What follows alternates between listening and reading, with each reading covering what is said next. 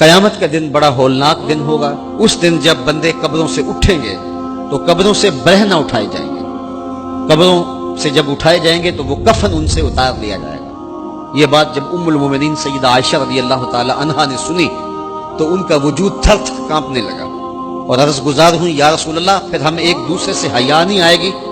فرمایا عائشہ معاملہ اس سے بھی آگے ہے۔ مطلب کیا؟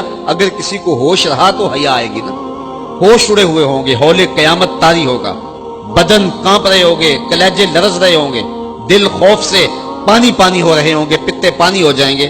تو حشر کے میدان میں جب لوگ جائیں گے تو سب سے پہلا سوال جو رب لوگوں سے پوچھے گا وہ کیا ہوگا؟ صحیح حدیث میں آتا ہے ان اول ما یحاسب بہ العبد بصلاته۔ قیامت کے دن بندوں سے اللہ تعالیٰ سب سے پہلا سوال یہ پوچھے گا کہ کیا تم نے نماز پڑھی تھی؟ سب سے پہلا سوال یوم حشر میں قیامت کے دن نماز کے بارے میں۔ اور اللہ تعالیٰ جل شانہ قیامت کے دن لوگوں کو اپنے حضور سجدہ ریز ہونے کا حکم دے گا کہ آج مجھے سجدہ کرو۔ دنیا پر کوئی سجدہ کرتا ہے یا نہیں کرتا؟ قیامت کے دن تو چاہے گا کہ ابھی سجدہ ریز ہو جاؤں، بلکہ کافر بھی چاہیں گے کہ ہم بھی سجدہ ریز ہو جائیں۔ جب اللہ کی طرف سے سجدے کا حکم ہوگا تو بتوں کو سجدہ کرنے والے بھی سوچیں گے کہ آج ہم رب کو سجدہ کریں کہ اس کے حکم کی تعمیل ہو جائے۔ لیکن سجدہ کرنا چاہیں گے تو بے نمازیوں کی کمر اکڑ جائے گی، وہ سجدہ کرنا چاہیں گے بھی لیکن سجدہ نہیں کر سکیں گے، اور پھر رب کے سامنے جو ذلت اٹھانا پڑے گی، جو رسوائی اٹھانا پڑے گی، اس کو لفظوں کا پیراہن نہیں دیا جا سکتا۔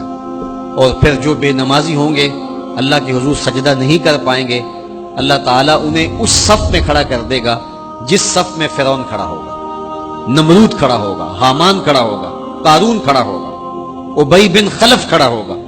دشمنان خدا جس صف میں کھڑے ہوں گے بے نمازی کو اس صف میں کھڑا کر دیا جائے گا۔ میری لمبی تقریر نہیں، میں یہ آپ سے پوچھتا ہوں اور اپنے آپ سے پوچھتا ہوں، کیا ہم یہ گوارا کرتے ہیں کہ حشر کے دن ہمیں فرعون کے ساتھ کھڑا کر دیا جائے؟ کیا یہ ہم گوارا کرتے ہیں کہ حشر کے دن ہمیں نمرود کے ساتھ کھڑا کر دیا جائے؟ کیا یہ ہماری طبیعت اس کو برداشت کر سکے گی کہ رسول اللہ کے دشمنوں کے ساتھ ہمیں کھڑا کر دیا جائے؟ اور کیا میری مائیں اور بہنیں اور بیٹیاں یہ گوارا کر سکتی ہیں کہ رسول اللہ کی راہوں میں کانٹے بچھانے والی ام جمیل کے ساتھ انہیں کھڑا کر دیا جائے؟ یقیناً ہم کبھی نہیں چاہیں گے، ہم یہ رسوائی کبھی برداشت نہیں کر سکتے۔ ان کے پاس کھڑا ہونا ہی قیامت ہے، ان کے ساتھ کھڑا ہونا ہی عذاب ہے، اور پھر ان کے اوپر لعنتیں بھی برس رہی ہوں گی اور ان کے چہروں کے اوپر تارکو لک مل دی جائے گی اور وہ رسوائیوں کے گڑے میں ہوں گے۔ تو ان کے ساتھ کھڑا ہونا تو بہت بڑا عذاب ہوگا، اور اگر کوئی تکلیف بدنی نہ بھی ہو تو ہم یہ گوارا نہیں کرتے کہ خدا کے دشمنوں کے ساتھ کھڑے ہوں۔ ہماری تو آرزو یہ ہے کہ بلال حبشی کے ساتھ کھڑے ہوں، ہماری تو تمنا یہ ہے کہ ابو ہریرہ کے ساتھ کھڑے ہوں، ہماری تو چاہت یہ ہے کہ رسول رحمت کے غلاموں کے ساتھ کھڑے ہوں، اور ہمیں نصیب ہو جائے حضور کے قدموں میں کھڑا ہونا، اہل بیت کے قدموں میں کھڑا ہونا، داتا گنج بخش علی حجویری کے پاس کھڑا ہونا نصیب ہو جائے، ہمیں بابا فرید کے پاس کھڑا ہونا نصیب ہو جائے، امام اعظم ابو حنیفہ کی قربت میں، حضرت امام حسین کی قربت میں کھڑا ہونا نصیب ہو جائے۔ ہم تو یہ چاہیں گے کہ اس زمرے میں آئیں۔ کل میں نے عرض کیا تھا 2 ہی برادری رہ جائے گی قیامت کے دن، باقی ساری برادریاں ٹوٹ جائیں گی، ساری عمارتیں ٹوٹ جائیں گی، صرف 2 برادریاں، ایک یہ برادری جس کا سردار ابو جہل ہوگا، ابو لہب ہوگا، اور ایک وہ برادری جس کے سردار محمد عربی ہوں گے۔ اب جو بے نماز ہوگا اس کو کدھر کھڑا کیا جائے گا؟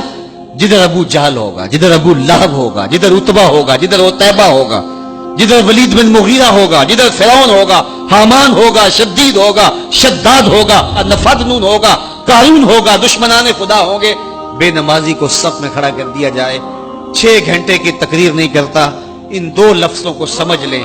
کیا ہم گوارا کر سکتے ہیں کہ اس صف میں نہ کھڑے ہوں جس صف کی امامت رسول اللہ کر رہے ہوں، بلکہ اس صف میں کھڑے ہوں جہاں فرعون کھڑا ہو، نمرود کھڑا ہو، حامان اور قارون کھڑا ہو؟ تو یقیناً ہم تو اس تصور سے کانپ جائیں کہ ہم ادھر کھڑے ہوں گے۔ تو پھر آج دعا کی اس محفل کے اندر یہ عزم کر کے اٹھو کہ جان جائے تو جائے، نماز نہ جائے۔ 5 گانا نماز شعار زندگی بنا لیں گے۔